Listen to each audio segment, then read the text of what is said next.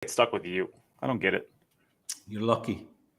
Of all the people I could get you stuck should with. be thankful you'd be on your own if it wasn't for me. I'm not sure if that's a good thing. I'm not sure if that's a good thing or a bad thing. I think we should ask the public. I think we should. You know what we never do anymore, Jim? We never ask people to share the stream. When was the last time you remember doing that? During the VG10. Donate, share. Share. It might have been that long. It might have been that long, yeah. Well, okay, let me do some. You know what? I'm going to do some sharing. We should probably share this episode because this is going to be one of our best ones that we're ever going to do. And I say that because I got nothing. You got nothing. There's really not a lot to talk about, but we're going to talk about some pool, which is fun. Well, and how about we've got some viewers. How about we if you've got anything that you want us to talk about this week, whack it up into the comments. This is your opportunity because we're low on content this week. We just thought we'll go on there because, we want to do one a week. Last week. There's been some stuff that's happened. We've got a Euro Tour we can talk about. We've got the Estonian Open we can talk about. Shane and Tony are halfway through. We got some picks for the World Pool Masters and for the Champions League pool. Is it Champions League or Premier League? I don't know. One of them. Championship League pool. Championship League pool. So we've got some stuff to talk about. If there's anything up there you guys want to talk about, then whack it up there. Tonight is your night. Tonight is your night. Yeah. Anyway, Nate's in his new house. You might see the background. It's a little bit different. Welcome to Nate's new home. He just gave me a grand tour. It's like a castle in there with a pool table on it with the biggest pockets I've ever seen in my life. The only pockets I've ever seen that are bigger are the ones in your Don't even say it, Nate, because you know that's just a lie. But people who are listening might not know it's a lie. Yeah, well, they do now. I need to get some decorations. Jim, why don't you donate some of those Mosconi Cup jerseys in the background to me? You want to put you want to put a European jersey up behind yourself? Everybody else already thinks I'm man, it is okay. So here, I'll go on a rant to start out with. Oh God, here we go. It's hard to I look at myself, and maybe I am, maybe I'm not, as like a type of media influencer. But more like a reporter type of thing. So I look at it as I have to keep some sense. I halfway want to have opinions, but I also halfway want to just kind of report the facts as I see them, as middle down the road as I can. So when I talk about stuff like the Mosconi Cup, I try to keep an unbiased, as much as I possibly can, opinion on it when I'm talking about things. And I just try to call the facts as I see them. There are so many people that think that I am a U.S. hater because I don't slurp on them the way that I'm supposed to because I'm an American. And because I don't slurp on the U.S. saying that the U.S. is going to win every single year. And I might add that last year I said the U.S. was going to lose 11-7. We lost 11-8. This year I said we were going to lose 11-4. We lost 11-5. Was that right? About that, yeah. Basically, I was one off both years. I feel like I'm calling it about as close as I see it. And yet now I'm just like ripped apart for being a sellout. And it makes me sad. Chris Reinhold, if you're listening, you're the one that does this the most, you little butt. I'll be nice. Chris Reinhold just wanted to. Hi, Chris. I hope you're watching, Chris. I hope you're tuning in. Yeah, congratulations. You won a tournament this weekend, Chris. What was that, 600 and under? No, it was 550. 550 and under, was it?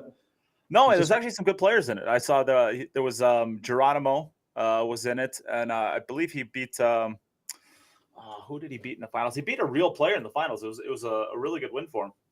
You know, it wasn't like a world-class field, but there was some good Filipinos in it. Yeah, very good. Graham Hickman, how you doing, buddy? Any topics for tonight? Well, we've got a couple, but we're a little bit bare on. So listen, if anybody's got anything, anyone's tuning in, they want to talk about anything, they want to hear us discuss anything that's been going on, then we're more than happy tonight. Tonight, we can kind of hand it over to you guys tonight. We've got a couple of things that have happened, but we've got a bit of mention out to Mohamed Soufi. Made a name for himself at the World Pool Championships by coming second, lost in the final to Sanchez Ruiz. Well, he got his revenge at the Euro Tour that just finished. Destroyed him. And beat Sanchez Ruiz in the final. He beat him like he owed him money, too. So the guy is on fire at the moment. He is on cloud 9. Sorry about the pun, but yeah, you know, Pinozo, if you're watching, then you can use that in your magazine. You get that one for free. Sufi on cloud 9 at the moment. He just can't do anything wrong. It's just amazing what he's doing. And let me ask you this question, Jim, Yeah. because I don't. I've actually had a few people ask me this in the last week. Do you think that Sufi's game is sustainable for, let's say, a year? And I'll frame it by saying this. We kind of saw, I mean, you'll see these kind of shooting star players that come up every now and then, and they burn hot for 2-3 months, and then you don't end up seeing him anymore. A good example of that is Omar Al-Shaheen. And of course, you still see Omar.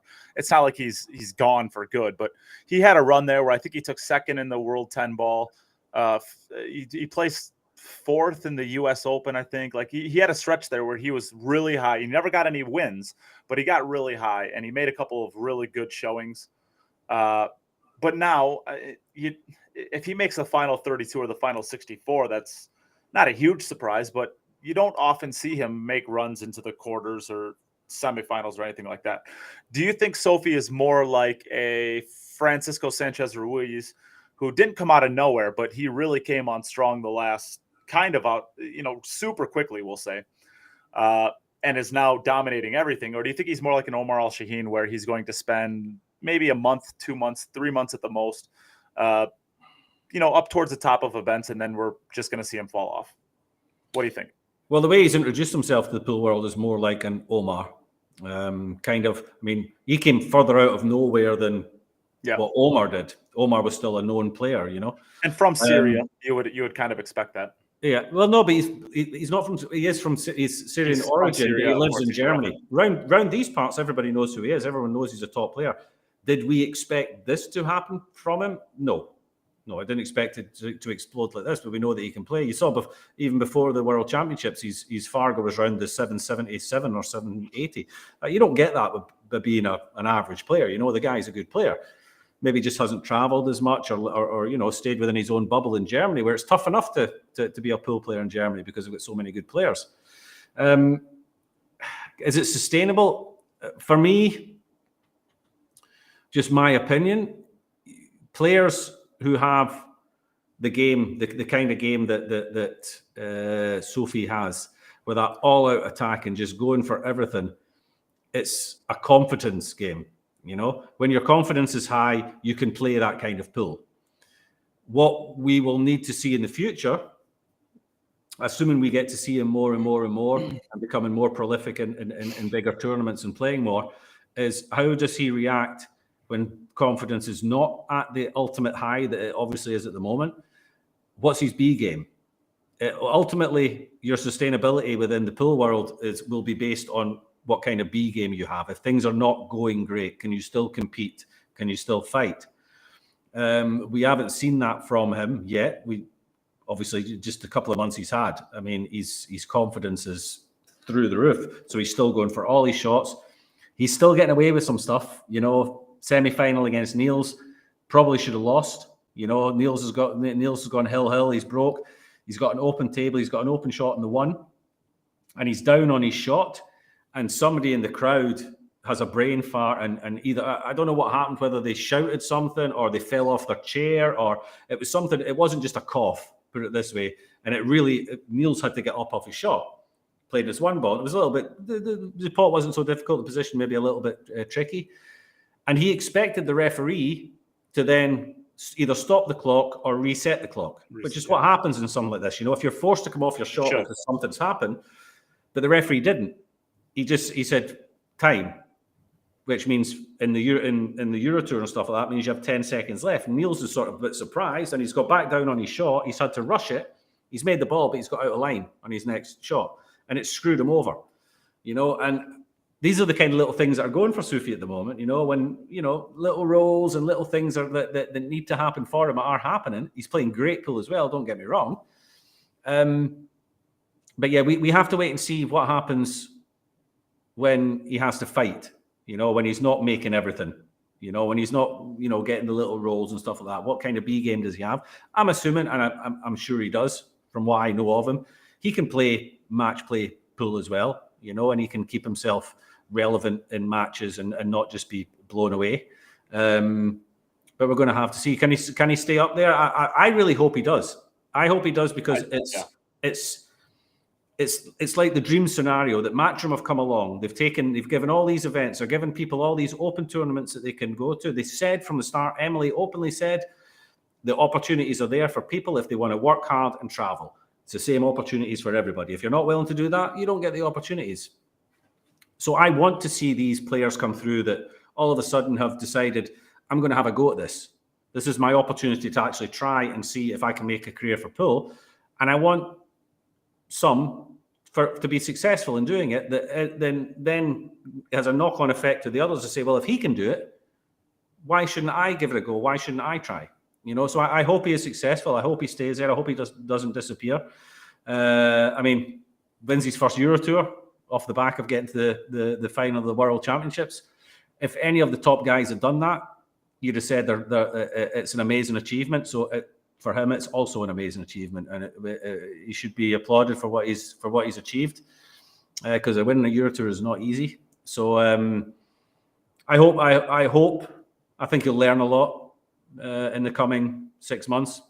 Playing the World Pool Masters and playing the Championship Pool, he'll learn a lot about himself, about whether or not he can compete. We'll learn a lot. He definitely deserves those bids. Absolutely. After what he deserves them as much or more than, shall we say, maybe other players who have also been given a spot. So yeah, delighted for him. I don't know him personally, but he seems like a really nice guy, very modest kind of guy. So yeah, happy for him, delighted, and it's just nobody else seems to be able to beat Sanchez. The rest of them are hunting them down, and there's only one guy that's done it recently. So yeah. I mean, there's always like that one player, right? So like Joshua Filler, we found out that Alex Pagulayan might kind of have his number, right? Wojtek Szewczak, he can't beat Mario He, and he's kind of like has like his everyone's got kind of like their boogeyman. Francisco Sanchez Ruiz doesn't have that player. I mean, if you name any player out there, you can find, generally speaking, one player. I mean, for Shane, for many, many years, it was Darren, right? For Darren, it was, Mika. Mika beat him quite a bit back in the day. It's like you find one player, and you can usually find one player that just has an abnormally high winning percentage against that player. I don't see that with anyone with FSR right now. And I mean, when you're running this hot, I mean, it's a short sample. I mean, how many players has he actually played multiple times in the last, let's say, year? I'm sure there's several, but he just seems to beat everyone. I mean, it's insane what the guy's done. I don't think it should be underestimated how crazy it is that he holds the titles that he holds all at the same time. You want to know the most disappointing part of all of this for me is we're talking about FSR as being like, oh my God, what is he doing? This is so incredible. But there's another player out there that's doing the same exact thing, and we would probably hold in the same exact regard, but they can't play each other. Fedor. Yeah. They can't play each other, right? Because FSR doesn't come over and tour the U.S., and Fedor can't leave the U.S. So do you let's put it this way. If you had Fedor playing FSR right now in a race to 100, big table 10 ball and then big table 9 ball, let's say, who do you pick? I have no idea. Usually I have I guess maybe I'd give Fedor like a small advantage in 10 ball and FSR a small advantage in 9 ball, but I have no clue. It's a coin flip both ways. They're both massively confident at the moment. They're both just machines on the table. FSR's got a little bit more of that rhythm. He can be maybe a little bit more intimidating, but Federer's just ice, absolute ice when he's on the table. And these are the two guys in the world just now that have that aura about them where I think other players are generally scared of them. There's very few players that have had that. Shane had it, obviously. Darren had it. But there's not a lot of players. I mean, Filler had it, and he doesn't have it anymore. You look at but he doesn't have that fear factor anymore. He's still an absolute monster of a player. But I'm sure when there's top guys that are walking into a tournament, and they're looking, where is Federer in the draw, and where am I in the draw, and they're doing the same with FSR. Where is he in the draw, and where am I in the draw? And it's. I never thought this would. I honestly, I never ever thought that this would happen with pool the way it is just now. That there would be dominance from such a small, basically two players. I thought with all the opportunities they are and all the tournaments they are, for those guys to be basically picking off 90% of them is just insane.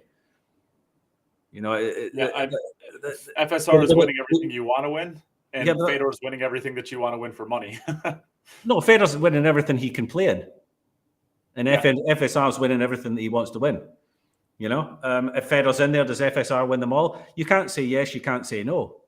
Federer still has to go through 7 matches, to win these things. FSR's done it. Federer, yes, he's an amazing player, and he's one of the top guys in the world at the moment in all disciplines.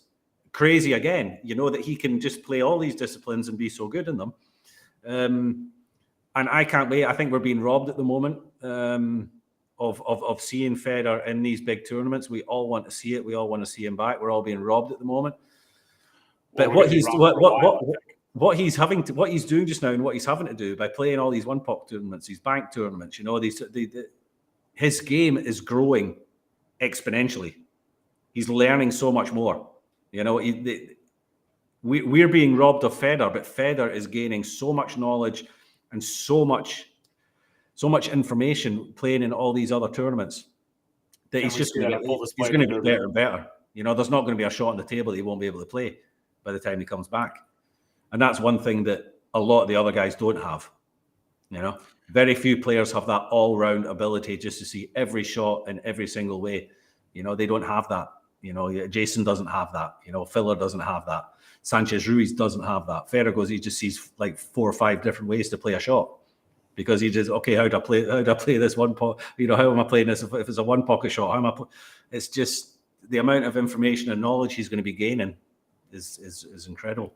Yeah. So across all forums, we got about 50 people viewing right now. Race to 100. Let's just do 9-ball. Race to 100. Who do you think wins between FSR and Fedor? Just out of curiosity, let's see what everybody thinks.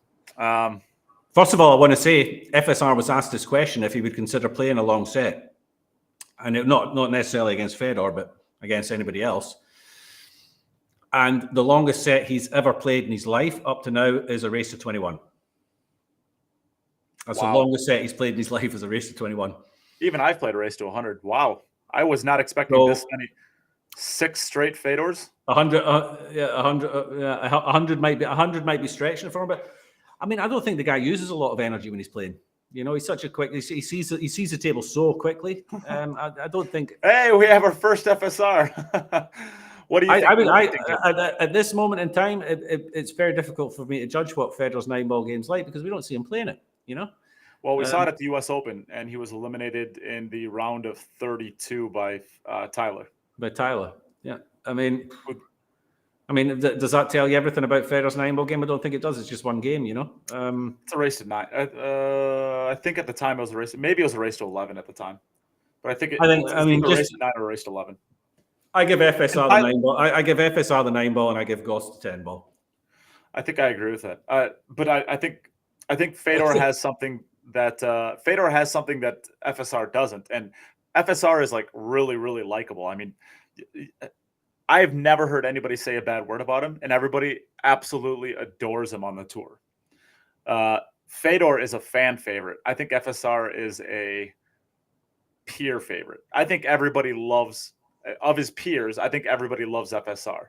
And if you took a poll of his peers and Fedor, it'd be really interesting. If you ask the fans all love Fedor. I think they're going to pick Fedor just because of that, or at least partially. You can't remove that. But it depends which fans you ask. If you ask the American fans, yes, they're going to go for Fedor. Sure. If you ask the European fans, it's not like it's 90% European fans want Fedor, and the other. We support both of them. It would be again, if hypothetically these two ever get together, you've got this conversation about what pockets, what break rules, blah, blah, blah.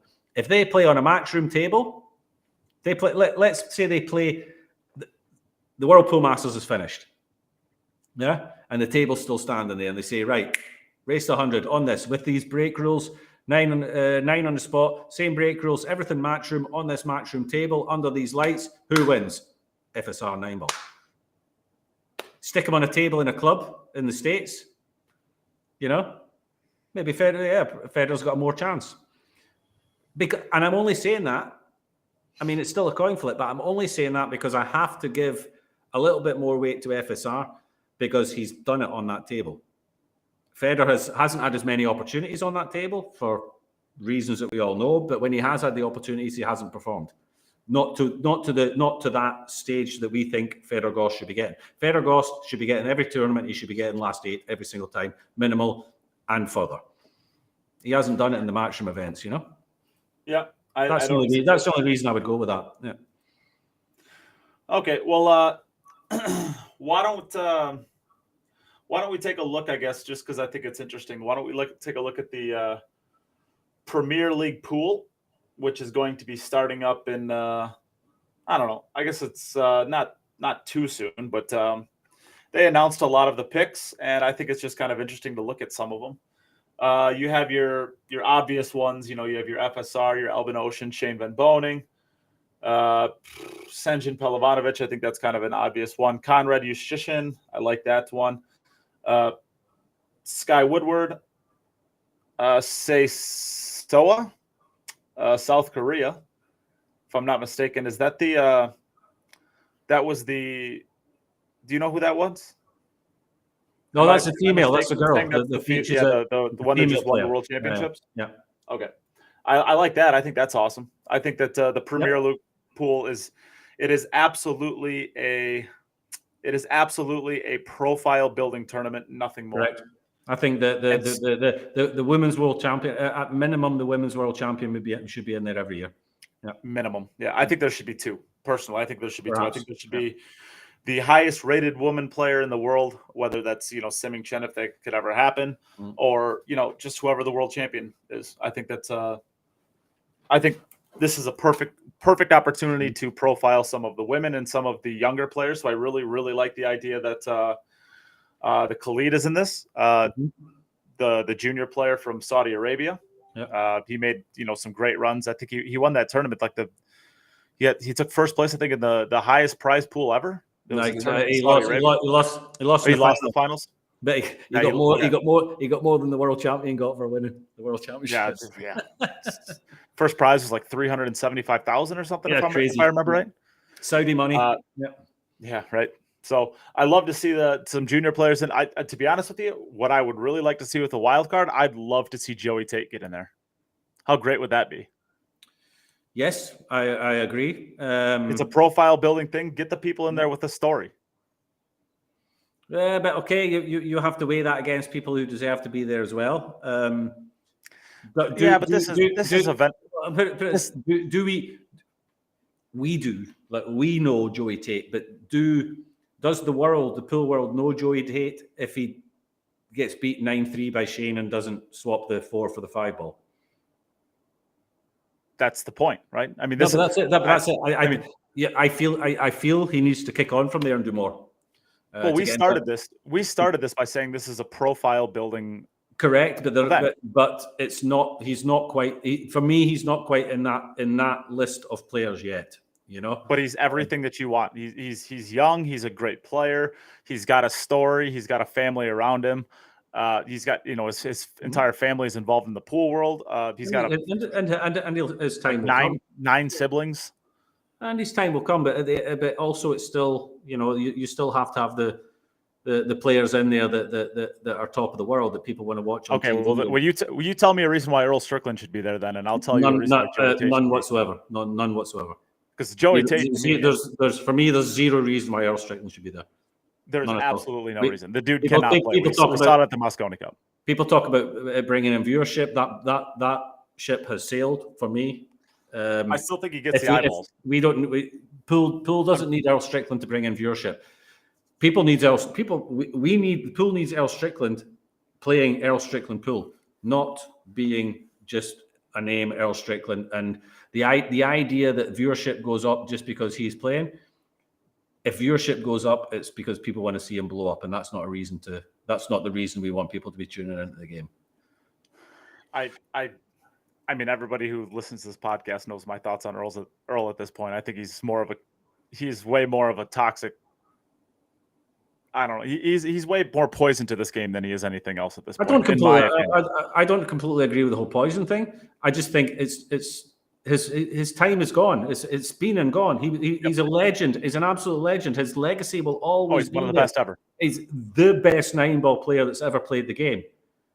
My opinion. I mean, you have your opinion of it being toxic, but the time is gone. You know, dig up Willie Mosconi and sit him in front of the table if you really want it. I mean, he's not a relevant player anymore.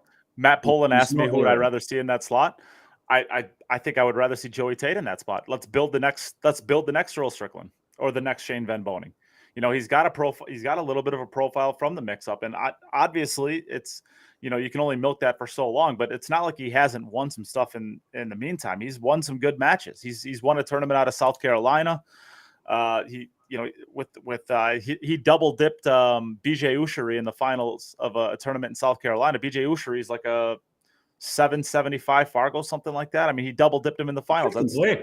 The kid can play, but yeah. You could also just turn it. So let's just make it easy. Junior world champion gets a place. Sure, that's fine. Yeah, I'd be junior, okay with that. Junior world champion gets a place in sure. Something like that. Yep. Yeah. Another player. I mean, if you want to go nostalgic and you want to get like an old player, I mean, why not Efren? Obviously, he still has the stamina with the run he made at the Derby City Classic. Why not put Efren there? Well, he was to be there in the World Cup of Pool last year, wasn't he? But he couldn't get his visa sorted out. But he was in. He was announced. So he's still on the radar of Matchroom. Sure. Again, do I take the place of a Pelivanovic because of that? No, I don't. I mean, there's a lot of players to fill those spots, you know, and we want to see the best guys battling it. We want to see the best guys battling it out. I don't know that. I don't know. I don't agree that. I don't know. At some point in time, it's like the NBA All-Star, since the All-Star game, since that just happened a little bit ago. You watch the NBA All-Star game, not necessarily because it's the best players in the world. Of course, obviously it's the best players in the world, but what you're really watching is you're basically watching an exhibition, right? And this to me is a lot closer to an exhibition than it is a real pool event. And obviously Matchroom wants to make it a real pool event, and that's fine. But we've got that already. We've got that. That's Mosconi Cup. This is another type of exhibition type of format to me. And because of that, I want to see the people that I want to see. And the people that I want to see is not Earl Strickland, who's going to be torpedoing his pool cue across the room after a second loss in a row. I want to see the next generation. I want to see, if I'm going to have the old generation, if I want to have, the previous generation, I want it to be somebody that I still want to watch. And I want to watch Efren Reyes every single possible second that I can, because he's the GOAT. Everybody loves watching him. The pool world went crazy when he made his run at Derby. Nobody's going to go crazy like that for Earl Strickland. I don't know. One of the slight problems with the champions, and I don't say a problem, it's an issue for certain players, I guess. Not everybody starts at the beginning. You have a group of players that start at the beginning, and then every day a new player or two. No, they don't do that. They don't do that anymore. They changed the format last year. Everybody starts at the beginning. Everybody starts, and after day 2 they eliminate 2 players, and then after day 5 they eliminate 2 players or something like that.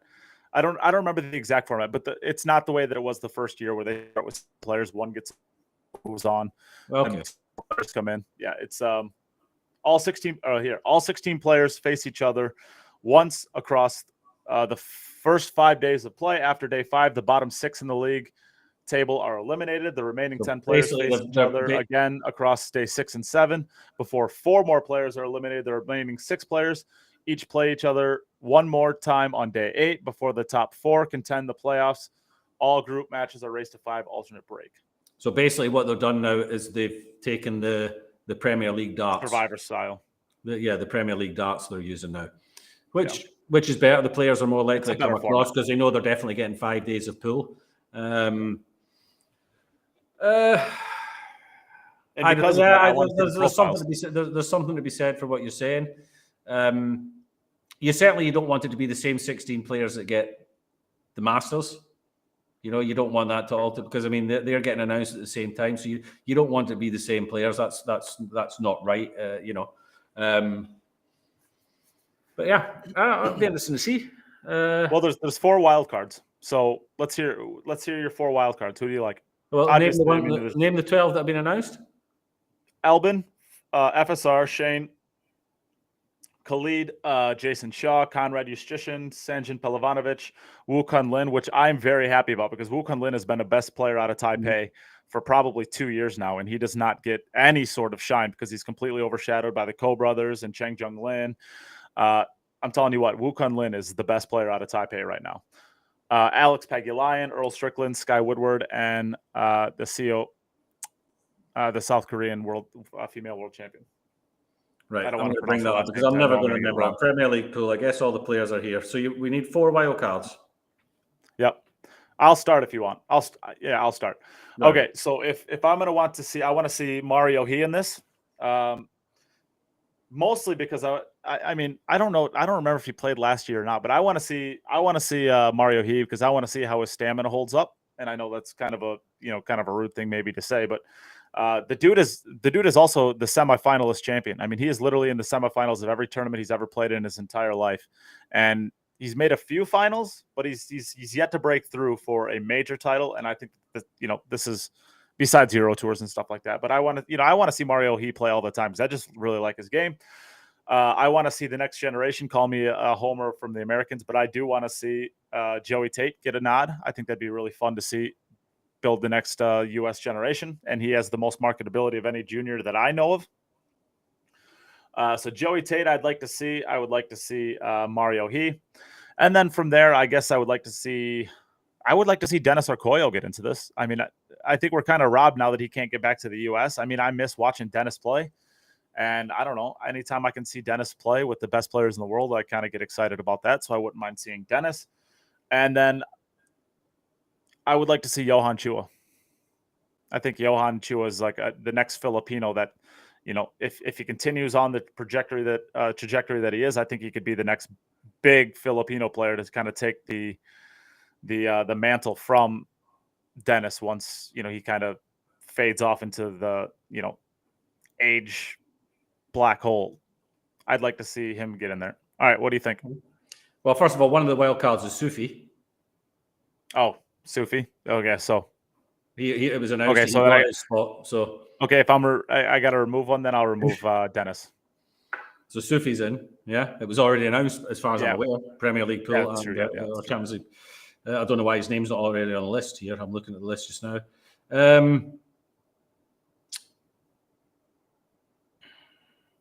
I'm glad to see Eklund isn't on there. Just to give you a second more to think. It makes me so happy. Yeah, I didn't want to say who I'm glad. I think he needs to pull his trousers up. I would love to just get hold of him for half an hour and shake his head and say, listen, you should be one of the best guys in the world. You should be fighting for every tournament you're playing, and you're just. I don't know if he's bumming around, if he's not interested or what. I really don't know. Anyway, Sufi. I wouldn't surprise me to see Niels getting a spot. Got a quarterfinal of the Worlds, semi-final of the last Euro Tour. He's playing well. If we don't, I bet you we'll hear his voice regardless. I'm pretty sure he'll be in the building somewhere. Who else do I like?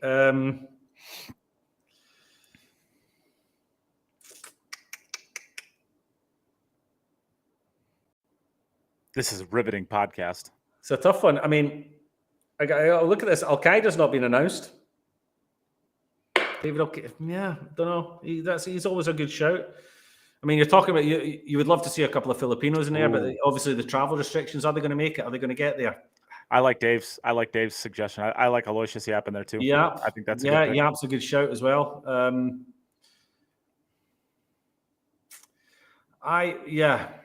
I'm going to say Sufi, Niels, Yap. Yap. I mean, you could Max Lechner, you could do Mario He. There's so many. It's such a tough one. There's also room there for, it's like you said, there's room there for another just out of the park, I actually wouldn't mind seeing Bader Al-Dawadi or Al Youssef. Yeah, I don't know about Al Youssef. I don't think Al Youssef gets there. He's not done the things that got him. Loho Sum, matchroom favourite, any? Do you like him? Seems to be. Don't know. It's a He's tough one. sneaky tall, by the way. But see, there's so many players, there's so many players. Wojtek, Zhishkin gets in, but Wojtek doesn't. I mean, Conrad, Conrad seems to be the guy that's getting the flowers at the moment as far as Zielinski, Victor Zielinski. How do you not have him in there? If you've got Conrad in there, how do you not have Victor in there? How's he above Victor as far as getting that spot? If you're just looking for a Polish player, I'm not entirely sure. I really don't know. Yeah. I'd like to see Zielinski in there. Zielinski, I think, yes. One of my picks would definitely be Victor Zielinski. Yeah. Perfect. Well, I'm going to cut you off there because I'm sick of waiting for you to answer a 5-second question over the course of 15 minutes. So that'll be good. See, you answered it in 30 seconds without actually putting one of the guys who's already been announced in it. So, yeah. Well, so I found a way to pick more. You found a way to pick 5 people for 4 spots. Emily, hire him. I don't think she wants to murder somebody. Or maybe she does. So what else have we got in here? Anybody got any good questions in here? I haven't really been looking. And I can't... Yeah. There's been a few along the way. I guess... Nayuki Oi, we didn't mention him. I mean, at some point, Nayuki Oi has to win something. I was going to say, I don't think it's super controversial to say that Nayuki Oi has never won a single thing in his career that is world quality. I mean, he's won an All Japan Open, which is it's not an easy event to win. That's a real tournament. But I think we all know that Nayuki Oi is there for his interviews. And over the course of 9 days, maybe you do want to have a microphone in front of him 6, 7, 8 times. And it's not like he's a bad player. I mean, Nayuki Oi is still a world quality player. He just hasn't, he's never broken through and gotten that title that validates his career. No. But he's gone viral enough to justify his spot. Yeah. At the end of the day, this is an exhibition. And I think an exhibition, you kind of got to get the people in there. Yeah, but it's an exhibition, but there's still an opportunity to win a substantial amount of money there, And in my opinion, if you've got these invitational tournaments, at a certain stage, you've had like 5 years of getting invited to every single tournament.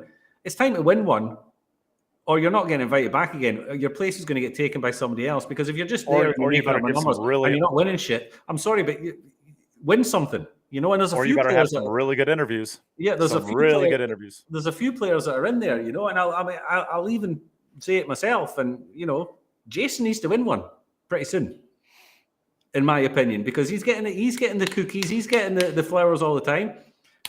Better win one, because it dries up eventually. These guys need to start with, these top guys. There's a whole bunch of players that are coming up behind you. There's a Sufi here, there's a Sufi there, there's a Sufi around the next corner. They all want your spots.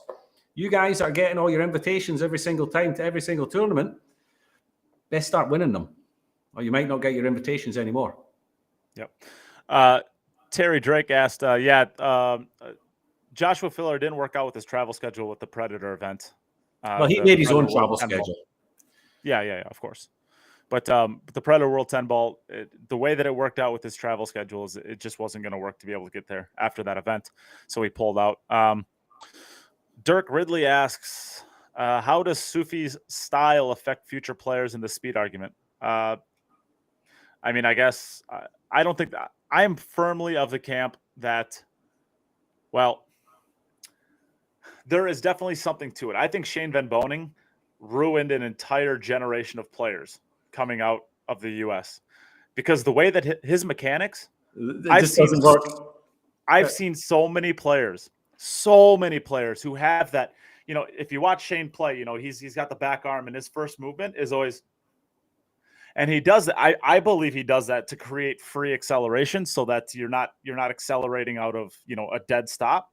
The shoulder kind of goes up and it goes down into a swinging motion. I think that's just free acceleration.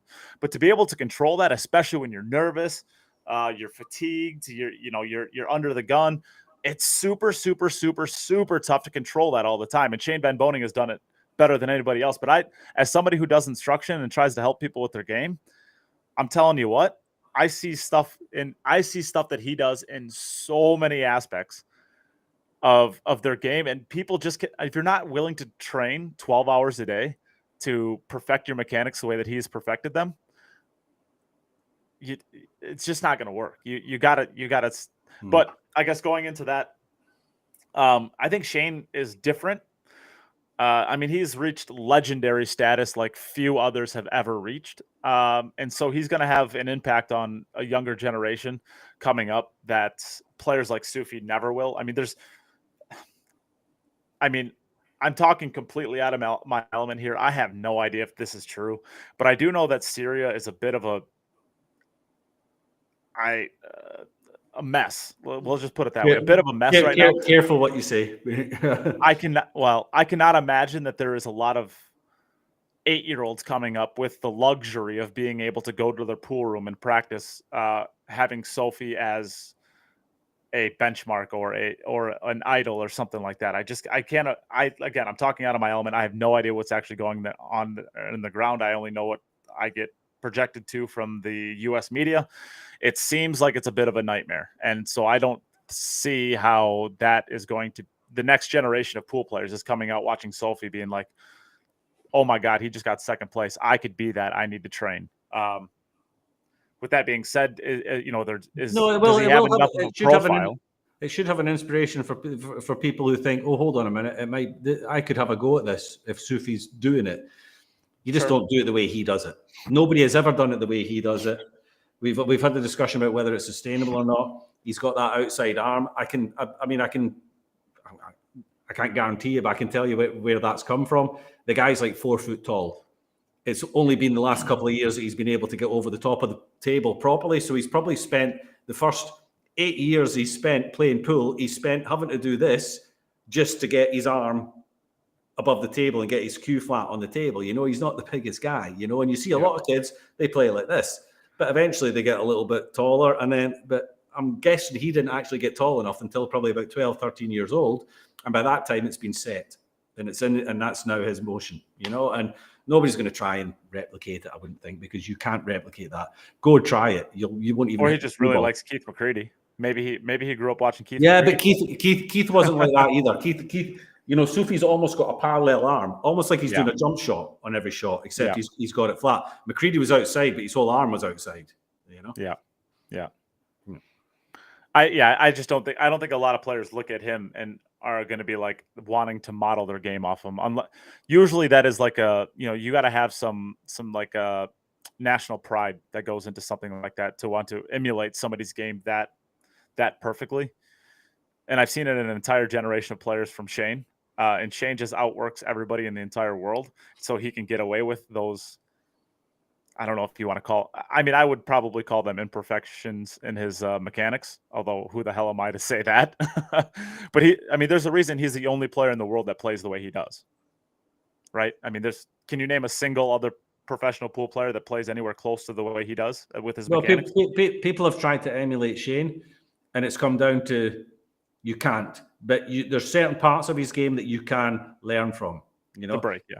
Tyler's break is Tyler's break because he watched Shane Van Boening's break a million times in slow motion, videoed himself breaking, made tiny adjustments to get his break as close as he possibly could, the mechanics to Shane's break. That's why Tyler's got the break he's got. But that's more, if you want to emulate anything there, emulate the work ethic that Tyler had to spend all those hours to actually Correct. do it. And now he has There's a reason why. you know? There's a reason why Tyler's favorite professional player was Kobe Bryant, and it was because of the work ethic. Yeah, it's work ethic. And if you want to emulate somebody, it's fine to emulate somebody, but you're going to have to work hard to do it because that's outside your own comfort zone because you're naturally, that's not the way you play the game, you know? Yeah, everybody's got their own thing. I mean, none of these top guys hit the ball the same, but they're still damn good at what they do. So, I mean, there is no perfect way to do it. I don't like the idea of people trying to come out with the FSR and perfect Fedor are getting close, though. Well, they're not. They don't have the. Do they have the perfect action? What's the perfect action? They have completely different actions. So which one's perfect? Yeah. I don't think. I mean, Fedor has done more. I think. I mean, I don't know about FSR, but I think Fedor's done more on his technique through his career than what FSR has. He's worked a hell of a lot with Johan Rausink, who's very much on the mechanics. Has also worked with Tyler. You can see there are similarities in Tyler's stroke and also in Fedor's stroke with the elbow drop and stuff like that. That's come all from Johan. But other players have tried that as well and just didn't like it. So it's either something you either like it, you don't like it, it works for you, it doesn't work for you. Same as a tip. What's a perfect tip? Nobody knows. It's different for everybody else. What's the perfect shaft? Different for everybody else. Different. I don't like the idea of trying to emulate and try and copy somebody. Certain shots, if you want to get better at jumping, maybe you look at Niels or somebody like that. The guys that jump really, really well. Neight, obviously, jump master Mindham there. These are the guys. These are the guys for certain shots. But how you actually play the game, very difficult. Very difficult. Yeah. I don't know. Any other questions out there that anybody wants asked? We'll get them in. I guess we've talked. We could talk a little bit about the Estonian Open. Congratulations to Alex Kazakis. He's the winner. I watched the finals over. He played Pius Labutis, the Bambino, in the finals. That was a pretty entertaining match. Alex could not make a ball in the break. He eventually ended up being able to make a ball in the break and caught a little gear. That was a fun match to watch. What was it? Dennis Graba gets third place in the Estonian Open, so that seems fitting. Would have been nice to see him actually win the Estonian Open. That would have been fun, but I don't know. Yeah, Alex had a good run in the Euro Tour as well. I think quarterfinal, semi-final. I think sounds right. Yeah. So he had a good run. I think maybe he lost in the semi-final to FSR. So he had a good week, Alex. Yep, a couple of good tournaments, well organized. Estonia's a lovely place to go to. Yep. I'll find out this summer. Are you going? Are you? Yeah. Very nice. I'm going to Poland, Lithuania, and Estonia. Oh, you're going to Wojtek's wedding, aren't you? You got an invitation to Wojtek's wedding. All that free vodka. Yeah, I know. You're a superstar. Going to use it as an opportunity to go harass Pius in Lithuania. You're going to go in there and you're going to have a shirt and you're going to get all the pool players that are there to sign your T-shirt. You'll be going around taking selfies with all the pool players at Wojtek's wedding. Like a proper fanboy. Have you met me? Yeah, I know. That's like all I do is I just you did it with me. Goodness me. I know. I was so excited. I'd sat on a couch with you for like 6 hours. I was so excited. Cuddling your pillow. Yeah. Well, it's either you or the pillow. You did give me a cuddle at one stage as well. You were that upset about how America was playing. Yeah. If I'm not mistaken, I think you put your head on my shoulder first, buddy. I felt sorry for you. You looked unhappy. Yeah. Well, I ran out of Bloody Marys. God. How many of those? It's not the amount of Bloody Marys that I drank. It's how many olives I must have eaten over the 4 days. Because every time I got a Bloody Mary, there was like 3 olives in it. And there were these massive big olives about that size. And they were so nice. American sized. But I must have eaten about 30 of them a day for 4 days. We had a good run of it out there. That was fun. That was pretty good. Yeah. We have to start planning our London Mosconi Cup. Yeah. Are you coming over, are you? Well, why wouldn't I? What do I have better to do? Yeah. I mean, Very I good. haven't missed I guess I missed the COVID year, We all but did, I didn't haven't we? missed the Mosconi Cup till 2018. They're fun, Yeah. fun enough. Fun enough. Do it all again. So what's the next tournaments coming? Well, we got the Predator things, the Las Vegas Open and the World 10 Ball. Who do you fancy for them? Do you think? I mean, do you see it happening? FSR adding the 10 Ball World Champ all at the same time, 8, 9, and 10. Would that If he does, would just simple question? Would that be the greatest achievement in the history of pool? would it be the greatest achievement? Yes, I do think it would be, but we would be robbed a little bit. We would be robbed because in a calendar year, he would have all three of them. However, they weren't all the same year, and I think that takes a little bit away from it.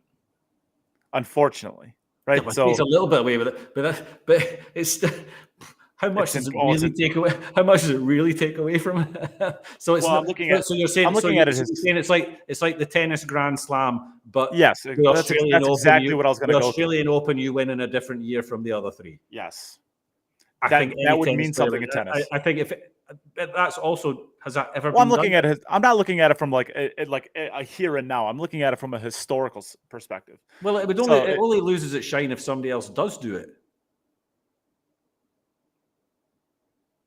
Until somebody actually does do it all in 1 year, it's still the greatest achievement. Sure, but I don't think historically you look at it the same way as actually getting a Serena Slam.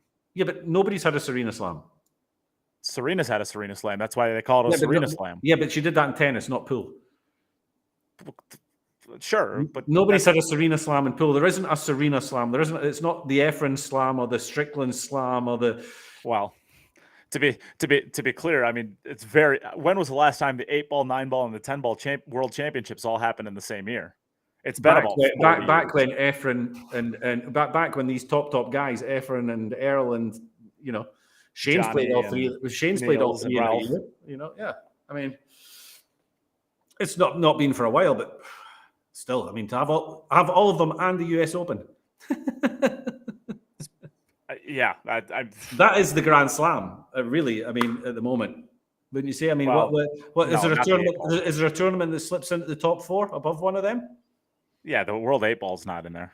No way. It's a World Championship. I mean, yeah, but it's a World Championship that happened for the first time in 40 years. Doesn't matter. Okay, so which tournament do you put in? If you're talking about the 4 biggest tournaments to win, which one do you put in instead of the 8-ball? I put a bunch in. Go on. I would put a bunch in. I would probably put the China Open. I would put the European Open, the UK Open. I would put probably the International Open. Whoa, UK Open and European Open. 2 tournaments that have been played once ever. You would put above a World Championship? Absolutely. Which field is tough? Well, let me ask you this, Jim. Which being called a World Champion is better than being called a European Open champion? Which do you think had a better field in it? The European Open, the UK Open, or the rank them? Rank those events in terms of difficulty. It's a World Championship. It's a World Championship. It's the world. You are the champion of the world at 8-ball. Obviously that is true and that is correct. But if the Predator Pro Series like next year just folds, congratulations! That you are the first World 8-ball champion in the last 20 years, and you'll be the only one for the next 20 years because it's not a real event. It happens every 20 years basically at this point. I mean, obviously you're a world champion. You're not taking that away from it, but there's got to be some sort of consistency to the titles. I mean, if you don't know that the event's even going to happen from year to year, it takes away a lot of the legitimacy of that title. And I'm not saying he's not a world champion. It's not a real one, but if you're only going to have an 8-ball championship once every 20 years, I mean, how impressive is it? I would agree with Ed Lidawi. The International Open would have a shout at getting in, but not the UK or the European. No way. Based off of where those things are right now, what I'm doing is I'm projecting 10 years from now. Those I have no doubt in my mind will still exist. I have a lot of doubts in my mind whether or not the 8-ball is going to exist after next year. Okay. I asked you, I guess I shouldn't have bothered asking you. I asked you and I got what I asked for. Utter nonsense. Well, I would put the China Open over it. I think the last iteration of what we no. knew the China Open to be. China Open, that's a difficult one now, is with all the traveling and stuff like that. And well, that's why I said the last iteration of what we understood that tournament to be. But yeah, I don't know. It'd be interesting to see what the players would. I mean, at the end, it's the players that decide. It's the players that end up ranking the tournaments as what they think are the most important. I feel that the players would rather call themselves a European, would rather call themselves a world champion, regardless of the discipline, and regardless of how often it gets played, regardless of I'm sure. Call yourself world champion, I'm sure Carl Boyce is pretty happy.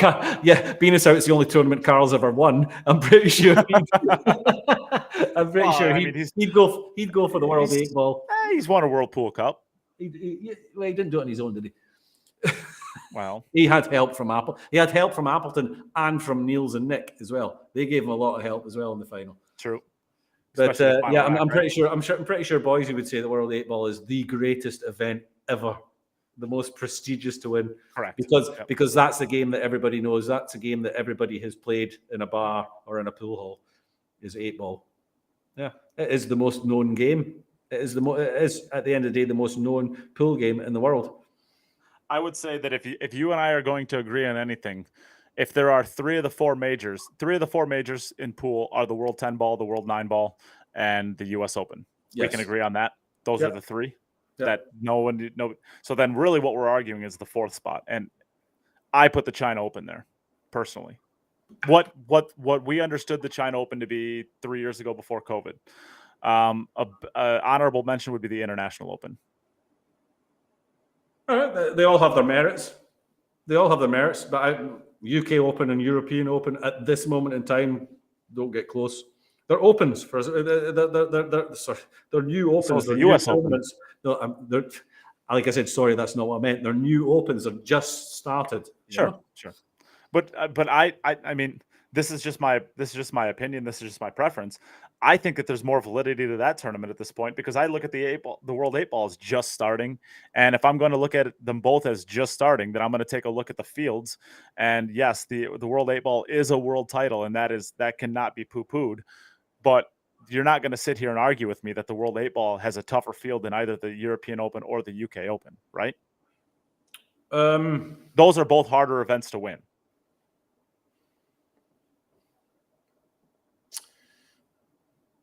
Are they? Well, the UK and the European Open have every single they're basically a mirror image of the US Open as far as the fields. Maybe with a few more European players, which you think the Euro Tour is the hardest event in the history of forever, and basically the European. I've never said that. I know, but you think that it's a really, really, really. So you're just lying now. Hi, I'm Nate. Have we met? Shake my hand. I mean, you're basically taking the U.S. Open with the American dead money players, and you're replacing those with Euro Tour players, which in those fields are quote unquote dead money. But it wouldn't be surprised if they made the final 32. Somebody no, like the UK Open, there was a lot of dead Brits in there as well. A lot. Sure. Yeah. But yeah. Sure. Okay. Look, I'm call me old school if you want. I still feel that there's four main games in our sport: 8-ball, 9-ball, 10-ball straight. I feel that the four biggest titles to win. You are old school if you think straight pool is. Straight pool hasn't been played for 20 years for realistically. I'm talking about that's the way I see it. I feel that those four are the four main, types of game. And I think that to be world champion at any of those four, or of all those four, is bigger than anything else. That's the way I look at it. Sure. That's the way I would foresee pool if you're talking about, if you want to liken it to tennis or golf, golf's got its 4 majors, tennis has got its 4 majors. Pool, why is World Championship such a pool thing? Like, if you win the U.S. Open or the French Open or the Australian Open, they don't call you a world champion in tennis. Or if you win the Masters or the British Open, they don't call you a world champion in golf. but it's just the Why 4 is that a pool majors. thing? It's the 4 majors. If pool was only played with one game, if it was only 9-ball that was played, of course you would only have one of them that would be the World Championship. You'd have 3 other tournaments, the US Open, International, blah blah blah, that would make up the 4 Grand Slams. But if your majors are, if you're going to use the map of like golf and tennis, where there are 4 main tournaments that everybody wants to win, for me, I would rate those 4 disciplines, the World Championship of those 4 disciplines, above everything else. To name yourself, to be called a world champion. US Open gets up there. I think the US Open is that is probably the top. It has been the top of our sport for years. The US Open. Winning the US Open meant more than anything else. Matchroom have come along. The World 9-ball is going to get there, and they're going to be kind of parallel with each other. I just feel like, to call yourself a world champion is a pinnacle. It's either calling yourself a world champion or calling yourself an Olympic champion are the pinnacles of any sport. Yeah, I agree with that. I think Ben Young brings up a very interesting point. Basically, why can't we get together as an organization or as a entity, the pool world, and come up with the 4 or 5 majors? And we're further away from that now than we were 10 years ago, I think, with all the WPA drama with Matchroom and Predator and Matchroom drama. I mean, basically everyone at the top hates everyone at the top. And to get them to now come to the, any sort of table and try to start talking through big industry decisions or changes or anything like that, I mean, there is absolutely no chance that any of these top organizations are going to come together on anything. Well, you're basically talking about Predator and Matchroom and the WPA. I mean, those are the nobody needs a WPA. Matchroom have proved they don't need the WPA. Well, we don't know that that's true yet. We haven't seen what's going to happen with the IOC. At the end of the day, everyone's goal is to get pool into the Olympics, right? I don't think that that's going to be this big savior where once we get into the Olympics, like, we're now validated as a sport and everyone's going to play pool and we're going to be on ESPN and we're going to be making trillions of dollars. But for some reason, the industry thinks that once we're on the Olympics, everything's going to go easy from there. And the IOC has that relationship with the WPA, not with Matchroom, not with Predator. So if the IOC and the WPA continue to maintain that relationship, Matchroom shooting themselves, well, at least shooting themselves out of that relationship, we'll see what happens long term. We don't know what the ramifications are of that. I mean, okay, that's one thing, but this whole Predator Matchroom thing, I don't see what the big deal is. I don't mind that they want to be separate from each other. I don't mind that they want to maybe compete with each other. That's fine. For the players, it might be a little bit irritating if they don't sort out a schedule together to make sure that the players, don't have to make choices in events. But can you imagine what kind of car you'd be driving around if all the car companies got together and just built one car? We'd all be driving around in the same cars, and they'd be shit because they've got no competition in order to ensure that their product is better than somebody else's product. If you've got these 2 massive players within the world pool and they're fighting for the attention of players, they're fighting to get these players to play in their events, you can guarantee their events are going to get better and better and better because they have to. There's competition there.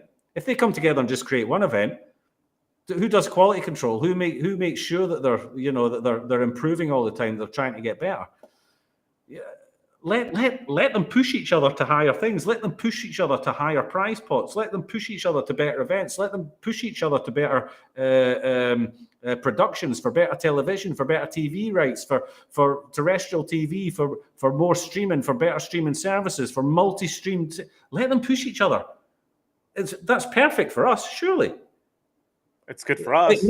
Nothing ever stagnates when there's competition involved. Nothing ever stagnates when 2 powerhouses are going at each other to be the best. Let them go for it. Brilliant. I mean, as far as like the average consumer of pool, we benefit but I don't know that the players benefit. That's what I mean. The players. I don't. Yeah. I don't like the idea of one party turning around and blocking all sorts of weekends without the intention of actually using them, in order that the other one can't then use those weekends and has to go and this kind of thing shouldn't be happening. I'm not saying it has happened. Rumors, don't know. Maybe it has. Maybe it hasn't. But they should work together with each other to a certain extent to make sure the scheduling is right to look after the players. That I completely agree with. But as far as as far as trying to pull on the players to say, maybe you want to come and play here because we're doing this time and our prize pot's going up, and then the other one hears that and says, "Oh shit, we can't be having that. No, come here." Great. Then the players benefit. They get more money. Players will follow the money. Assuming that there is no blacklisting for playing certain events. Again, rumor. We don't know. We don't. I think it's way too early to find out what this, we'll say, fallout between Matchroom and the WPA is. I think it's way too soon to find out what the ramifications are going to be on that. Well, I can explain some of them to you already if you want, because I've had an email about it. Well, if you want to, go ahead. Basically, none. If you go and play EPBF events, Euro Tours and stuff like that, European Championships, which is still with the WPB, the WPA, which is still with the WPA, you have to, the country you're representing, if they have a federation, you have to be a member of that federation because they pay to the WPA. If the country you're representing does not have a federation, you can become a member directly with the EPBF and you pay a membership to them. And again, that goes to the WPA. Now, that's only if you're playing EPBF, Euro Tours, European Championships. The only Matchroom event that is under the WPA is the World 9-Ball, which is just called the World Championships now. Because they pulled out all of the rest of their events. The rest of the events are out. So technically, as a member of the Dutch Federation, can go and play in the EPBF events as a Dutch person and play European Championships for the Netherlands and continue to do that like I have done for years. But for Matchroom, I can turn around and say, apart from the World Championships, if I was to play the World Championships, then I'd have to make a choice. But for the rest of them, I can go and play as a Brit because it's not WPA. So then, technically, if I was to miraculously get to a semi-final or a final, I could play World Cup of Pool for Great Britain. But I could also then turn around and say, oh yeah, but I'm actually Dutch, and play for the Dutch. Where it was before, when all the Matchroom events were under the WPA, I would have to choose. I'm either British or I'm Dutch. And I can't do both. So I couldn't play in the Matchroom events as a Brit. I would have to play as a Dutch person, or the EPBF for the Euro Tours, and more importantly for the European Championships, who say you cannot represent the Netherlands because you have played for the UK in another WPA sanctioned event. That's basically the only difference. And the only difference for Matchroom is that they've turned around and said, we're going to make our own rankings in. All Matchroom wanted from the WPA was control of the rankings. And the WPA said, no, we're not doing that. So he said, okay, we leave. They don't, because the Matchroom don't actually need the WPA. It's not handy not to have them. No. But Barry Hearn has done the same with snooker. Barry Hearn took snooker and said, well, you know what? We'll just create our own sanctioning body and we will do everything. And they did that. He bought World Snooker and just said, right, I'm just doing everything. I don't need anybody else. Why not do it? And in the future, we'll see what the ramifications are of it long term. But no, see, Jeff Martin said Matchroom wanted control of the rules as well. No, they didn't want control of the rules. They said these are the rules that we're going to use for Matchroom events. So that they didn't want control of the rules. They didn't want to change the 9-ball rules and say everybody has to play. All they said is these will be our rules that we're going to use for the events. And the WPA, this is our requirement, is that you sanction our rules and say that the rules that we're going to use are correct, and that we get the ranking. Anybody else can play 9-ball any way they want to. Matchroom just said that's the way we're going to do it. Yeah. Well, at the end of the day, those who have the gold make the rules. I mean, that's always been the case. Whoever has the money gets to make the rules. And that if there's one thing that we know about the WPA, they have no money to do what they need to do with. I mean, they're an organization that is solely lacking funding to be able to do what they need to do. At the end of the day, but that's because they've almost become irrelevant. Nobody actually knows what they do for a start. I don't disagree. Other than give out sanctions if somebody gets caught taking drugs or any sort or just the wrong flu remedy, then all of a sudden they pop their heads up and they do something. And nobody really knows what benefit they are to the work to the sport. I mean, I've gone on plenty of rants in the past. Would we be anywhere different than what we are now if all of a sudden they just disappeared? I'm not really sure what effect that would have. We shouldn't have to be in the smoke-filled rooms to understand what you do for the industry, or be so plugged in that at the end of the day, the generic fan of the NFL knows what Roger Goodell and the rest of the owners do when it comes to like running the NFL. Like they understand at least a general idea of what happens. I think if you ask the average pool fan, and not the average pool fan who plays APA League on Tuesday night and is an APA 4, the average pool fan that listens to this podcast or, frequents rather other streams, stuff like that, and you ask them what the sole purpose of the WPA is, I don't think that the average pool fan can give you any idea what they do. And if that's the case, the only way that you can know exactly what their role is in the industry is to be involved with these weird backfilled, smoke-filled rooms where you make all your decisions and then nothing actually gets publicized. And if it is, then your marketing sucks. And like I go back to exactly what I just said, where you need funding. You just don't have a real organization that you don't have anything that's actually working to progress the industry like it's quote unquote supposed to be. So I just think at the end of the day, Matchroom has the gold and they're going to make the rules, and the WPA could either fall in line and do whatever basically Matchroom wants and change their business model to adhere to that, or they could hold their ground and Matchroom will then have a decision to either go their own way and do the bare minimum of what is needed with you, which is basically sanctioning the World Championships. Or they can just pull out completely, or they can continue deciding to work with whatever you want. But at the end of the day, if the WPA is too rigid or doesn't want to change, which I'm not saying is a bad thing, because I think the WPA at some point in time has to stand their ground, because they are an organization that overlooks the entire industry, not just Matchroom. They have to probably hold their ground at some point in time. Then Matchroom takes that information, does whatever they want with it, and they decided to pull out. So what I miss from the WPA is where is the public face of the WPA? Why are they not out but putting themselves out there and hey, listen, there's a new guy in charge. Let's get him on the podcast and get him to answer these questions himself. Well, it's about time a representative from the WPA actually stood up and said, you know what? This is what we want and this is where we're going. Defend themselves a little bit. Let us hear exactly what they're there for. What are they doing? What do they plan on doing? What's the future? I probably should reach out to Shane Tyree and ask him if he wants to come on and talk. I know that Stuart Rogers just got on the board and he's been wanting to come onto the podcast to talk about this. So maybe we bring on Shane. Maybe we bring on a different member of it. Maybe we bring on Stuart. I don't know. Maybe we bring on somebody to talk about this. Well, Stuart stepped down, isn't it? It's Stuart Anderson you're talking about. He's stepped down. He's not there anymore. Stuart Rogers. Oh, Rogers. Is it Stuart Anderson? Yes, he's stepped down. Stuart Rogers is he runs a lot of the pool. I want the guy. I want the top guy. I want the new guy that's in there. I want him to answer some questions. I want him to get up there and say, like, okay, this is what did you talk about at your meetings? What happened last month when you all got together? You've just taken over this. Why have you taken over? What's your plans what's your 5-year plan? Where do you want the WPA to be? Where do you want this sport to be? What are you going to do to make our sport better, other than sit there and tell Mario Hay that he took the wrong medicine and he has to miss a Mosconi Cup? It's not enough.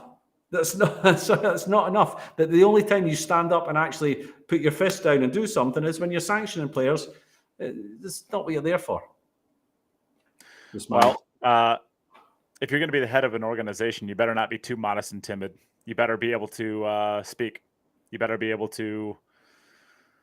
No, but Taylor's up there saying that wasn't the WPA. That's WADA. But the WPA gave the sanction. That's why they're called the sanctioning body. They could. No, it doesn't matter. I think Taro likes the WPA. I don't know. Anybody who wrestles you up, I like. So Taro's my favorite. Good. Let's get him on. I don't know. What do you think, Jimbo? You think we should close it out there? Does it upset enough people? We never upset enough people. I think that's good enough for today. Oh, we didn't talk enough about it. Oh, we did. All right. About Earl? Yeah, no, we did. I mean, I don't know. We get probably, I don't know, maybe like 6-7 YouTube comments per stream, like after the live stream, and whenever I go on one of my little rants about Earl, I always get like 3 times the amount, and it's always the same people saying, "You need to be nice to Earl," or "Earl is a legend. Who the hell are you?" Or, "You do nothing for this industry. Earl does everything." It's just a bunch of Earl apologists, and I get the idea that the dude is literally a legend. I understand that I personally do not think he's the greatest 9-ball player of all time, but I absolutely do not think that you could start that conversation without Earl Strickland being in it. He's a top 2, maybe 3 player ever in 9-ball pool. That doesn't, however, mean that he gets a free right to do whatever the heck he wants for the rest of his life, clown the industry, disrespect it, blah, blah, blah, and we just get to sit back and be like, "Oh, yep, Earl Strickland, you're great. We love you. You can do whatever you want." Hi, Princess. Hi. How are you? Good. What do you think of Earl Strickland? You're live on Facebook. Should have brushed your hair, shouldn't you? What do you think of Earl Strickland? He's great. No. No? All right, go to bed. Love you. Ugh. Yeah. Jacob, you're supposed to be doing this in like 3 days' time on YouTube. But yeah, Jacob, Earl gets that pass, but yeah, for how long? For how long? That's for how long? He's had that Forever? pass for a long time already. He's a national treasure. Yeah. But he kind of is. He kind of is, I mean, he's a legend. He is an absolute U.S. legend. And he gets a lot of passes. He gets more passes than anybody else in the history of pool. And there are still people who want to give him more. When do we stop? When do we start holding him accountable for his tantrums and outbursts? I mean, maybe we never do. Maybe he's forever going to be. I think what's more the point is when does he keep taking the place of somebody who probably deserves it more than he does? Probably. Or does deserve it more than he does. Yeah. Okay. Now I can get on board for Correct. But it kind of depends on what you look at it too. I mean, I could make it by the same argument that I would like to see Joey Tate in there. It's the Premier League pool is nothing more to me than an exhibition TV show that is, designed to be entertaining. You can make an argument for Earl Strickland to be in there. And if you're going to make that argument, I would say, all right, you're right. We want those tantrums. We want those blow-ups. We want those escapades that sure and darn well that he's going to go on. And you're trying to create an entertaining TV show, and therefore he should be on it. I'm all about that. Go ahead. It's a singles tournament that's 9 days long, 10 days long, whatever it is. And if you want to create that dynamic and try to create that sort of entertainment, I'm perfectly okay with it. If he gets a nod to the Masters, I'm going to have a huge problem with it because that's a real event. That's not an exhibition. I think that you need to treat that as such, and you need to get people in there that deserve to be there. For a TV show, and that's why I could be okay with him being on the Mosconi Cup too, because I look at the Mosconi Cup being nothing more than a TV show. It's an exhibition TV show. And now that doesn't say that the players aren't trying to win it, because of course they are. But I look at the Ryder Cup as the same way too. No one's going to, at the end of the day, no one's going to look at the Ryder Cup in golf and be like, yeah, that was my greatest achievement, was winning the Ryder Cup. I mean, it's a really fun event made for the fans that is entertainment gold.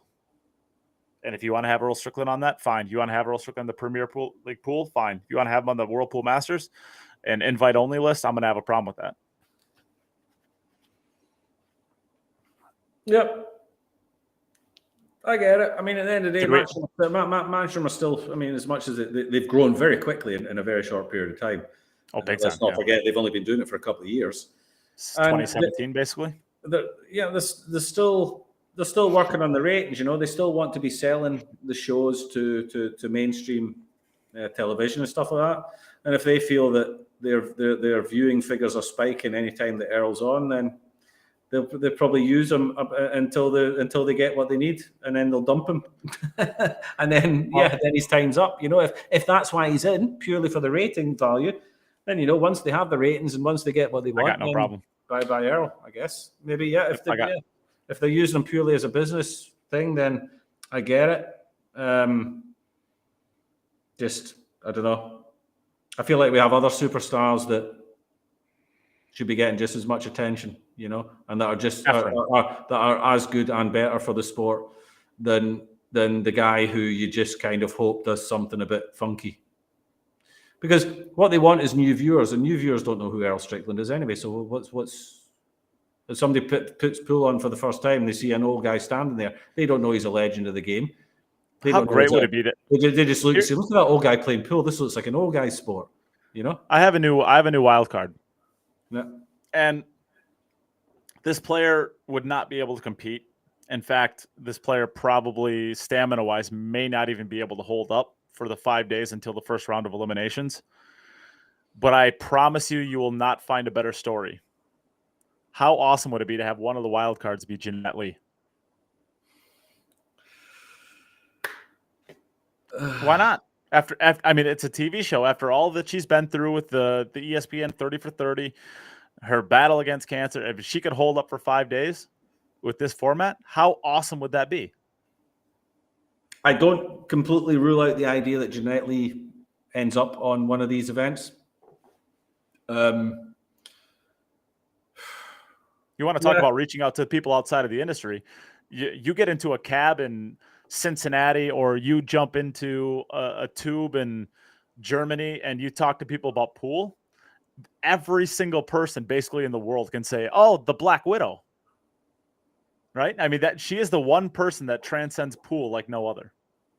Yeah, but again, I use the whole thing of getting new viewers on board, and somebody turning the television on and just by accident hitting channel 323 where it's on, and they've never seen pool before, or they know the game, but they don't know who Earl is, they don't know who Jeanette is, they don't know who Filler is, they don't know who Jason do know is. who Jeanette Lee is, though. That's my point. Is they actually do. No, they don't. I got a lot of mates of mine and colleagues of mine. They talk to me about pool at work, and the occasional one knows who Earl Strickland is. They don't know who Jeanette is. And I've got to be completely honest with you. They know who, because the times that they've seen pool on TV, it's been Moscone Cup, and they've watched Moscone Cup on Sky Sports back in the 90s, and they recognise the name Earl Strickland. That's kind of where their pool knowledge stops, and it stops with Strickland. Say, name another. In the US, that is Jeanette Lee, and it doesn't make it Earl Strickland. Yes, but you're talking about television viewers, new television viewers and stuff like that. And as much as it'd be great for all us fans, all us established pool fans, to see Jeanette play again online, it would be amazing. Can you imagine Jeanette against Earl? How amazing would that be to watch that?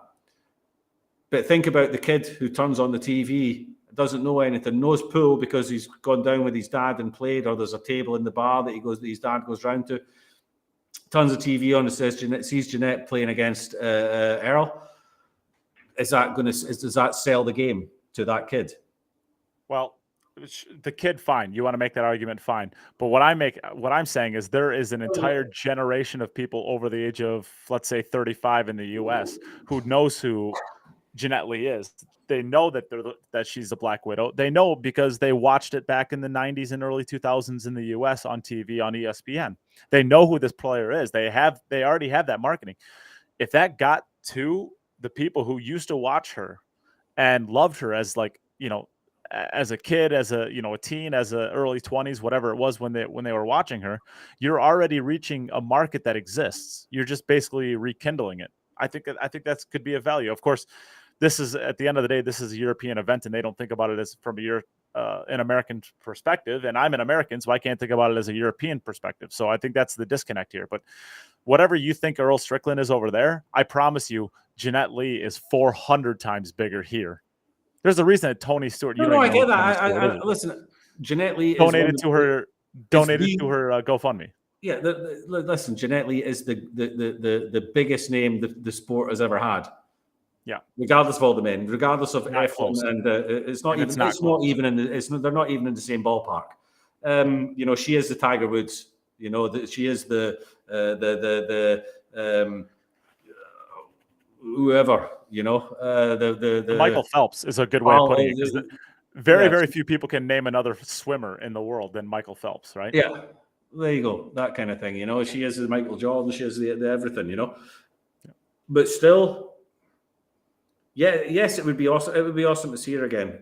I'm just not entirely sure about the promoting the game and selling the game to new viewers and to increase the viewers. If new viewers are going to get hooked on a story. Are the legends the way to go?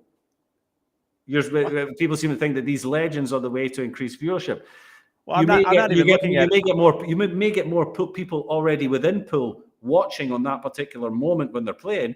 But you're not actually attracting a larger pool. Well, Jim, you're looking at this just from the legend perspective. I'm looking at this from the story perspective. I mean, you're talking about somebody who was given 6 months to live 5 years ago, and she has beat it, and she's at least beating it, and she is back on track, and she's getting her hair back. She's playing pool again a little bit. I mean, story is what I'm talking about, and you're building a story upon something that the marketing that already exists. I would find it very difficult to believe that Matchroom haven't already investigated whether this is a possibility or not. Maybe. I mean, that's their job. I would like to think that they would. There must be somebody within Matchroom who knows what we know about, what everybody knows. Maybe. And you would expect that this would have already been something that's been discued. I would love to see JeanetteLee get involved with something, even if it's just commentary. I mean, even if it's commentary. Yeah, commentary. But I have no idea. I have no idea how strong she even is now. And I don't mean physically, just her game in general. Sure. Whether she's playing at any sort of level, whether she's capable of playing at any sort of level anymore. If she's playing in tournaments, I mean, it would be very difficult for somebody who's got that kind of status to go and play at lower level tournaments because she's. Well, let me ask you this question, Jim. What chance do you give Earl Strickland of getting out of the initial elimination of the Premier League pool? 6 players go straight out of the 16 after 5 days. Out of the 16 are gone after 5 days. I think he's one of those 6. Yeah. I would say he's got about a 5 to 10% chance, maybe, of going through. I'd give more than that. I mean, there's still 10 spaces there. If he gets off it's going to be the same with Earl as it always is. If he gets off to a decent start, he might go in a bit of a roll. If he gets off to a bad start, it's going to be a horrible 5 days for everybody. And yeah. So let's just say and it won't be his fault. Yeah. Yeah. Well, 5 to 10% chances. I don't think that's super wrong. There's players in there. I mean, what's it going to be? Races to 5, races to 6, maybe? Races to 5. I think Jeanette Lee's chance is 0, basically. But I think for 5 days, you get one of the greatest stories pools ever known. Both as a marketing side and her story and her battle for the last 5 years. I don't know. At the end of the day, I think it'd be cool to get her involved in some sort of way with what Matchroom is doing. Mm-hmm. Her story is just amazing, and she's such a good person, and she's so charismatic, and she's everything that you want to market in pool. So, yeah.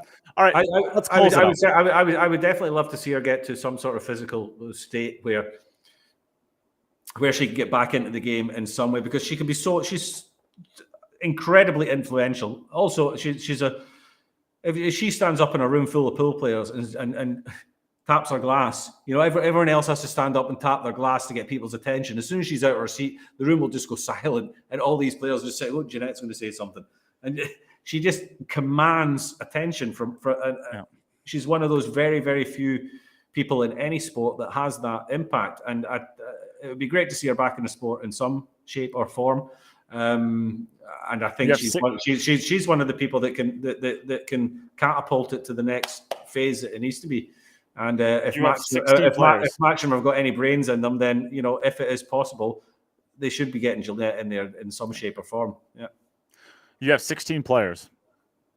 And of those 16 players, 4 will be playing, give or take, at any single point in time. I would go out on a limb and say every single player, both not playing, the other 8 players who aren't playing their match at the time, as well as the 2 players that are playing on the other side of the match, are going to be either specifically watching Jeanette Lee, or they're going to be looking like this out of the corner of their eyes at every single inning that she has at the table. Yeah, I would guess that should be a distraction for a lot of people. That should be a distraction for a lot of people. I would guess that would be a thing. So is Errol. True. All right, let's close it out there. I still got some. I got some stuff. I got to go to Menards and spend a bunch more money. So if anybody wants to send me a bunch of stars so I can go to Menards and buy some drapes with it, that'd be awesome. No, I'm just kidding. But I appreciate go and buy some pocket reducers for your 7-foot. Oh my God! Why? You don't like my 7-inch pockets? There's more pocket than there is rail. Even I can make a hole on that. It's crazy. You be careful walking around there. Might lose you. I know I might fall in.